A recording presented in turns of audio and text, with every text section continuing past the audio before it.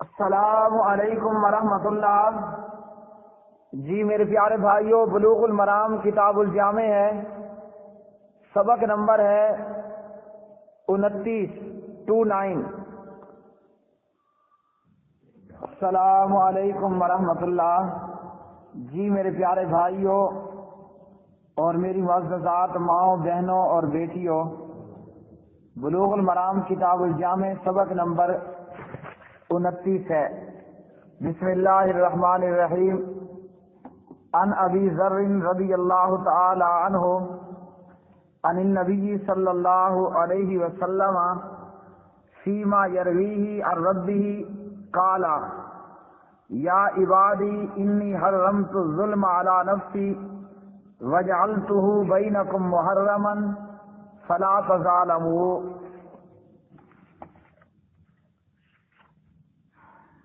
یا عبادی کلکم ضال الا من ہدیتہ فاستہدونی اہدکم۔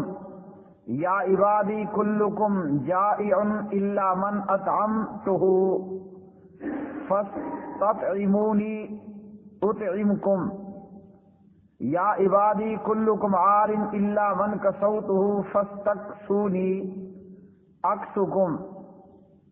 یا عبادی انکم تخطئون باللیل والنہار وانا اغفر الذنوب جميعا فاستغفرونی اغفر لکم۔ یا عبادی انکم لن تبلغوا ضروا فتضرونی ولن تبلغوا نفعی فتنفعونی۔ یا عبادی لو ان اولکم وآخرکم وانسکم وجنکم کانوا علی اتقى قلب رجل واحد منکم ما زاد ذلك فی ملکی شیئا یا عبادی لو انکم اولکم وآخرکم وانسکم وجنکم کانوا علی افجر قلب رجل واحد منکم ما نقص ذلك من ملکی شیئا یا عبادی لو ان اولکم وآخرکم وانسکم وجنکم قاموا فی صعید واحد فاسألونی فآتیت کل انسان مسألتہ ما نقص ذلك مما عندی الا کما ینقص المخیط اذا ادخل البحر۔ یا عبادی انما ہی اعمالکم احصیها لکم ثم اوفیکم ایاہا فمن وجد خیرا فلیحمد اللہ ومن وجد غیر ذلك فلا یلومن الا نفسہ۔ حضرت ابو ذر رضی اللہ تعالی عنہ راوی ہیں، پیارے نبی صلی اللہ علیہ وسلم اللہ رب العالمین سے یہ روایت کرتے ہیں، یعنی یہ حدیث قدسی ہے۔ اللہ سبحانہ و تعالی فرماتے ہیں یا عبادی، اے میرے بندو، میں نے ظلم کرنا اپنے اوپر حرام کر لیا ہے اور تمہارے درمیان بھی اسے حرام کر دیا، اس لیے تم ایک دوسرے پر ظلم مت کرو۔ میرے بندو، تم سب کے سب گمراہ ہو سوائے اس کے جسے میں ہدایت دے دوں، اس لیے مجھ سے ہدایت مانگو، میں تمہیں ہدایت دوں گا۔ میرے بندو، تم سب کے سب بھوکے ہو سوائے اس کے جسے میں کھلاؤں، اس لیے مجھ سے کھانا مانگو، میں تمہیں کھلاؤں گا۔ میرے بندو، تم سب کے سب ننگے ہو سوائے اس کے کہ جسے میں لباس پہناؤں، لہذا مجھ سے لباس مانگو، میں تمہیں لباس پہناؤں گا۔ میرے بندو، تم دن رات گناہ کرتے ہو اور میں ہی سب کے گناہ معاف کرتا ہوں، سو مجھ سے مغفرت مانگو، میں تمہارے گناہ معاف کروں گا۔ میرے بندو، تم کبھی مجھے نقصان پہنچانے کی طاقت نہیں رکھو گے کہ مجھے نقصان پہنچا سکو، نہ کبھی مجھے فائدہ پہنچانے کے قابل ہوگے کہ مجھے فائدہ پہنچا سکو۔ میرے بندو، اگر تمہارے پہلے والے اور تمہارے بعد والے اور تمہارے انسان اور تمہارے جن سب مل کر تم میں سے ایک متقی انتہائی متقی انسان کے دل کے مطابق ہو جائیں تو اس سے میری بادشاہت میں کوئی اضافہ نہیں ہو سکتا۔ میرے بندو، اگر تمہارے پہلے اور تمہارے بعد والے اور تمہارے انسان اور تمہارے جن سب مل کر ایک فاجر آدمی کے دل کے مطابق ہو جائیں تو اس سے میری بادشاہت میں کوئی کمی نہیں آئے گی۔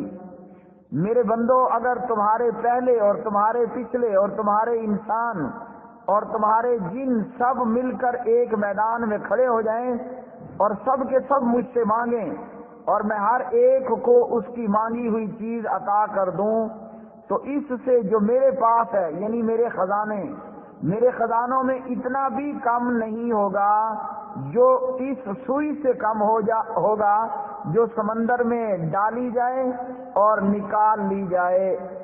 تو پیارے نبی صلی اللہ علیہ وسلم نے یہ حدیث قدسی بیان کی ہے۔ اس حدیث سے پیارے نبی صلی اللہ علیہ وسلم نے اللہ رب العالمین سے یہ روایت کیا، اور اس حدیث کی روح سے یہ معلوم ہوا کہ ظلم کرنا حرام ہے۔ اللہ سبحانہ و تعالی خود بھی ظالم نہیں ہے، اور اللہ چاہتا ہے کہ اللہ کی مخلوق بھی ظلم نہ کرے، اور جس نے ظلم کیا تو وہ ناکام و نامراد ہوگا۔ اور ایسے شخص کے لیے جو کہ ظالم ہے، دنیا میں اور آخرت میں سوائے خسارے کے اور کچھ نہیں ہے۔ تو پیارے نبی صلی اللہ علیہ وسلم کی یہ بیان کردہ حدیث قدسی، اللہ سبحانہ و تعالیٰ کا یہ فرمان، میں نے ظلم کو حرام کیا اور تمہارے بیچ بھی اسے حرام کیا، ایک دوسرے پر ظلم مت کرو، چاہے وہ ایک دوسرے کو مارنا ہو، ایک دوسرے کے حق پہ ناجائز قبضہ کرنا ہو، یا اس کے علاوہ دیگر جس قسم کا بھی ظلم ہو۔ تو اللہ رب العالمین نے فرمایا کہ ظلم کرنا حرام ہے، اور اسی طرح جو ظالم لوگ ہیں، انہ لا یفلح الظالمون، ظلم کرنے والے کامیاب نہیں ہوں گے۔ تو جو لوگ کسی بھی چیز پر ظلم کرتے ہیں، ظلم کرنا چاہے انسان پر ہو یا جانور پر ہو، ظلم چاہے کافروں پر ہو، ظلم چاہے مسلمانوں پر ہو، ہر قسم کا ظلم حرام ہے۔ وہ انسانوں پر کیا جائے، وہ کافروں پر کیا جائے، وہ دیگر درندوں اور جانوروں پر کیا جائے، جبکہ پیارے نبی صلی اللہ علیہ وسلم نے جانور کو بھی ذبح کرنے کے تعلق سے یہ آداب بتلائے کہ جب جانور کو ذبح کرو، جانور کو چھری مت دکھاؤ، اور جس چھری سے جانور ذبح کرو جلدی سے اس کی گردن کاٹو تاکہ اسے بھی تکلیف نہ ہو۔ تو جو لوگ ظلم کرتے ہیں، قیامت کے دن بھی اور آخرت کے اندر بھی ان کے لیے اللہ رب العالمین کا عذاب ہے۔ اسی طرح اس حدیث سے ہمیں اور بہت سارے معاملات جو ہے وہ معلوم ہوئے۔ اللہ رب العالمین نے فرمایا کہ ہدایت دینے والا کون ہے؟ ہدایت دینے والی ذات اللہ کی ذات ہے۔ اللہ کے ماں سوا کسی کے اختیار میں نہیں ہے کہ وہ کسی کو راہ راست پر لے آئے۔ پیغام پہنچانے والے پیغمبر، انبیاء اور رسول ہوں، تبلیغ کرنے والے مبلغین ہوں، دعوت دینے والے داعی ہوں، ان کے ذمے صرف حق بات پہنچا دینا ہے۔ ہدایت عطا کرنا یہ صرف اللہ وحدہ لا شریک کا کام ہے، جیسا کہ اللہ رب العالمین نے قرآن مجید میں فرمایا، اعوذ باللہ من الشیطان الرجیم، لیس علیک ھداھم، اے پیغمبر تیرے اوپر ہدایت پر لانا نہیں ہے، یعنی ہدایت عطا کر دینا یہ تیرا کام نہیں، ولکن اللہ یہدی من یشاء، اللہ جس کو چاہتا ہے ہدایت عطا کرتا ہے۔ پیارے نبی صلی اللہ علیہ وسلم نے ابو جہل پر بڑی محنت کی، مگر اس امت کا فرعون ابو جہل کلمہ اس نے نہ پڑھا۔ ابو طالب پر پیارے نبی صلی اللہ علیہ وسلم نے خوب محنت کی، مگر ابو طالب نے کلمہ نہ پڑھا۔ اسی طرح بے شمار کافروں پر پیارے نبی صلی اللہ علیہ وسلم نے محنت کی، مگر انہوں نے لا الہ الا اللہ نہ پڑھا۔ جناب ابراہیم علیہ الصلوۃ والسلام نے اپنے باپ آزر پر محنت کی مگر اس نے کلمہ نہ پڑھا۔ حضرت نوح علیہ الصلوۃ والسلام نے اپنے بیٹے پر محنت کی، لا الہ الا اللہ کی، مگر اس نے کلمہ نہ پڑھا۔ اور جب اللہ کسی کو ہدایت دیتا ہے تو یوں دیتا ہے کہ حضرت سلمان فارسی رضی اللہ تعالی عنہ ہیں، باپ آتش پرست ہے، آگ کی پوجا کرنے والا ہے، لیکن جب اللہ نے ہدایت دینا چاہی، سلمان فارسی رضی اللہ تعالی عنہ نے آتش پرست باپ کو چھوڑا، ہدایت کے لیے نکلا اور زندگی کا ایک لمبا عرصہ ہدایت کی تلاش میں چلتے چلتے سلمان فارسی کو یثرب مدینہ میں لے کر آئے اور اللہ نے ہدایت سے سرفراز کر دیا۔ اسی طرح جس کو اللہ ہدایت دینا چاہے، بلال پیارے نبی کا اخلاق اور آپ کے معجزات دیکھ کر کلمہ پڑھ لیتا ہے۔ اللہ جس کو ہدایت دینا چاہے تو پھر اللہ نے عمر ابن خطاب کو طٰہٰ ما انزلنا علیک القرآن لتشقیٰ چند آیات سننا تھی کہ عمر نے اسلام قبول کر لیا اور پیارے نبی کی دعا بھی موجود تھی۔ تو ہدایت عطا کرنے والی ذات اللہ کی ذات ہے، اس لیے اللہ رب العالمین نے فرمایا ہدایت مجھ سے مانگو، ہدایت مجھ سے مانگو۔ اور ہدایت کا مانگنا کیا ہے؟ پھر اللہ نے ہدایت مانگنے کے آداب اور ہدایت مانگنے کا طریقہ بھی بتلا دیا۔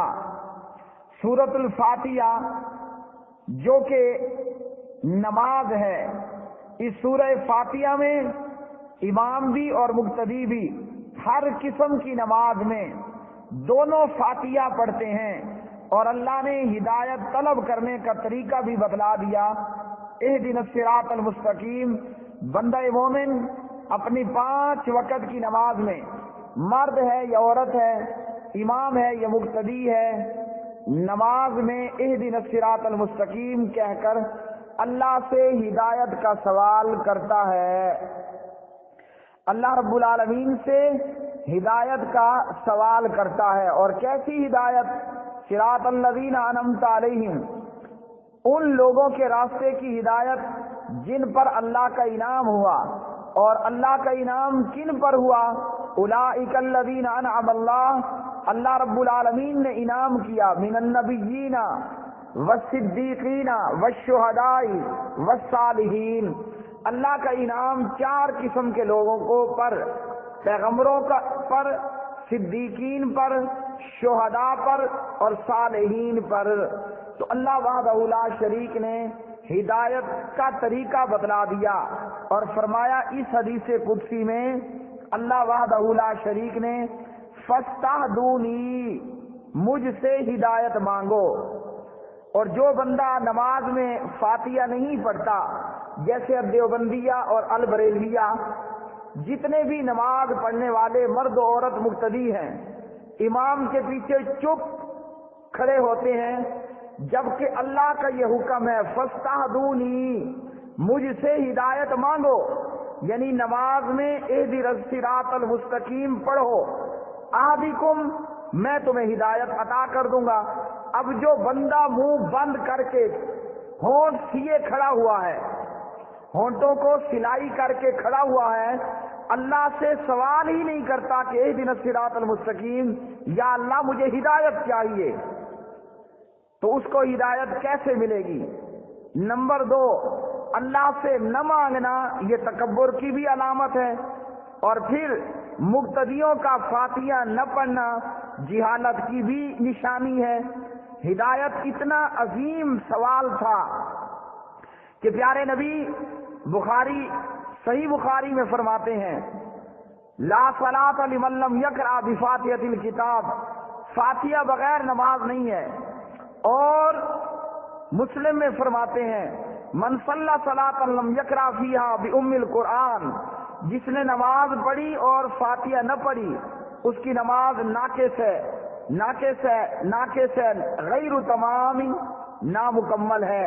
اور مسلم میں فرماتے ہیں قسمت الصلاۃ بینی و بین عبدی، یہاں پھر یہ حدیث قدسی ہے اللہ رب العالمین فرماتے ہیں میں نے نماز اپنے اور اپنے بندے کے درمیان میں آدو آد کر دی ہے، تقسیم کر دی ہے، میرے بندے کے لیے وہ جو میرا بندہ مجھ سے سوال کرتا ہے، اور یہاں بندہ ولا الہ غیرک اور رک یہ چپ کر کے کھڑا ہے، اب یہ سوال کرے گا تو اللہ اسے عطا کرے گا، اس کا سوال نہ کرنا، اہدنا الصراط المستقیم نہ پڑھنا، امام کے پیچھے مقتدی کا فاتحہ نہ پڑھنا، نماز جنازہ میں امام کا بھی فاتحہ نہ پڑھنا، دیوبندیت اور بریلویت کے نزدیک یہ ہے گمراہی کا سبب۔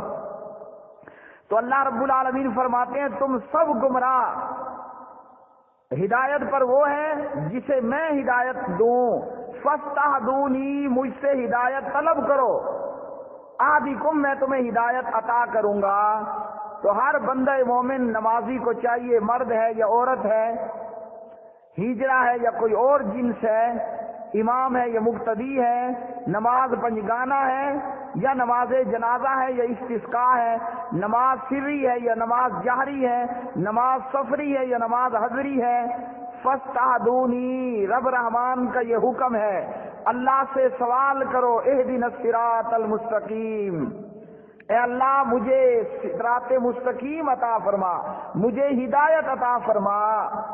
پھر اللہ رب العالمین فرماتے ہیں تم سب کے سب بھوکے ہو، تم سب کے سب بھوکے ہو، تو فرمایا فاستطعمونی مجھ سے کھانا مانگو، نبی کے گھر پہ جا کر مت کہو کہ برد جولی میری یا محمد، یوں مت کہو، فاستطعمونی کھانا مجھ سے مانگو میں تمہیں کھانا دوں گا۔ تو یہ بھی ہمارے عقائد کی درستگی چاہتی ہے یہ الفاظ کہ ہم غیر اللہ سے مانگنے کھڑے ہو جاتے ہیں۔ اللہ رب العالمین نے فرمایا کلکم جائع، سب بھوکے ہو، کیا نبی، کیا پیغمبر، کیا رسول، کیا امام، کیا ولی، کیا پیر، سب کے سب بھوکے ہیں، اور جب بھوکا بھوکے سے مانگے تو کچھ ملے گا؟ کچھ بھی نہیں ملے گا۔ اس سے مانگیے کہ جو کھلانے والا ہے۔ اللہ رب العالمین فرماتے ہیں مجھ سے مانگو۔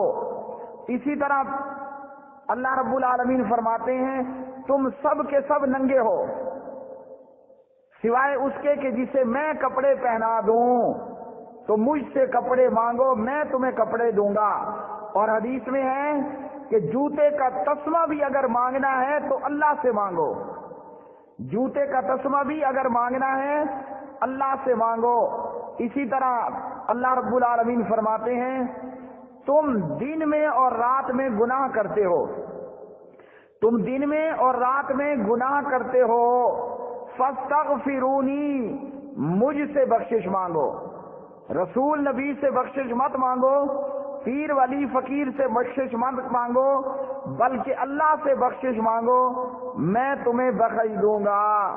اور پھر اللہ رب العالمین نے فرمایا کہ تم سارے جمع ہو کر مجھے نقصان پہنچانا چاہو تو تم مجھے نقصان نہیں پہنچا سکتے، تم سب کے سب مجھے نقصان پہنچانے کی طاقت نہیں رکھتے، چاہے سب کے سب مل کر نقصان پہنچانا چاہو، اور اگر نفع پہنچانا چاہو تو تم مجھے نفع بھی نہیں پہنچا سکتے، نہ نقصان نہ کبھی مجھے فائدہ پہنچانے کے قابل ہوگے۔ پھر اللہ رب العالمین فرماتے ہیں تمہارے اگلے اور تمہارے پچھلے، تمہارے انسان اور تمہارے جن، یعنی ساری مخلوق اللہ کے فرمانبردار بندے کی جیسی بن جائے تو اللہ سبحانہ و تعالیٰ کی بادشاہت میں اضافہ نہیں ہونے والا، اور سب کے سب گنہگار اور بدکار، فاسق اور فاجر بن جائیں تو اللہ کی بادشاہت میں کوئی کمی ہونے والی نہیں ہے۔ اور اللہ رب العالمین فرماتے ہیں کسی میدان میں ساری مخلوق جمع ہو جائے، ہر ایک اللہ سے سوال کرے، اللہ سب کے سوالوں کو پورا کر دے، پھر بھی اللہ کے خزانوں میں اتنی کمی بھی نہیں ہونے والی جتنا سوئی کو سمندر میں ڈبونے پر پانی سوئی کے ساتھ لگ جاتا ہے۔ تو کیا معلوم ہوا؟ کہ اس عظیم الشان ذات سے سوال کرنا چاہیے جس کے خزانے کم ہونے والے نہیں ہیں۔ آج لوگ کیا کہتے ہیں؟ حضرت علی تو عطا کر، یا رسول اللہ تو عطا کر، جبکہ حضرت محمد الرسول اللہ صلی اللہ علیہ وسلم ان کی اپنی زرع یہودی کے ہاں گروی تھی، تو مانگا اس سے جائے جس کے خزانوں میں کوئی کمی ہونے والی نہیں ہے، جس کے خزانوں میں کسی قسم کی کوئی کمی ہونے والی نہیں ہے۔ اسی طرح فرمایا جو خیر کو پائے، جسے خیر ملے، بھلائی ملے، اس کو چاہیے کہ وہ الحمدللہ پڑھے، اللہ کی حمد و ثنا کرے، اور جسے خیر کے علاوہ کچھ اور پہنچے، کوئی دکھ، کوئی تکلیف، کوئی مصیبت، تو وہ اپنے آپ کو، اپنے نفس کو ملامت کرے۔ یہ نہیں کہ خیر پہنچے تو کہے میں بڑا باکمال آدمی تھا، میں بڑا ہوش مند تھا، میں نے اپنی لیاقت اور کمال سے یہ سارا کچھ لے لیا، مجھے خیر پہنچی، نفع پہنچا، اور جب نقصان پہنچے تو نعوذ باللہ کہے کہ اللہ نے تو میرا بیڑا غرق کر دیا۔ جیسا کہ اللہ سبحانہ و تعالیٰ نے ایک اور مقام پر فرمایا، جب اللہ سبحانہ و تعالیٰ بندے کو آزماتا ہے اپنی نعمتیں دے کر، وہ کہتا ہے میرے رب نے میری بڑی عزت کی ہے، اور جب اللہ اس کو آزماتا ہے مصیبتوں اور مشکلات میں مبتلا کر کے، کہتا ہے کہ میرے رب نے مجھے ذلیل رسوا کر دیا ہے۔ تو اس حدیث سے ہمیں یہ چیزیں معلوم ہوئیں کہ اللہ سبحانہ و تعالیٰ ہی کے پاس ہر چیز ہے، اور ہر چیز کا سوال اللہ ہی سے کیا جائے۔ اللہ سبحانہ و تعالیٰ سے دعا ہے کہ اللہ خالق و مالک ہمیں اپنے پاس سے عطا کرے۔ اللہ سبحانہ و تعالیٰ سے دعا ہے کہ اللہ ہمارے لیے حلال کو کافی کر دے اور حرام سے ہمیں بچا لے۔ اللہ حلال کو ہمارے لیے کافی کر دے اور حرام سے ہم بے پرواہ ہو جائیں، اور اللہ سبحانہ و تعالیٰ اپنے ما سوا ہر ایک سے بے پرواہ کر دے۔ وما علینا الا البلاغ المبین۔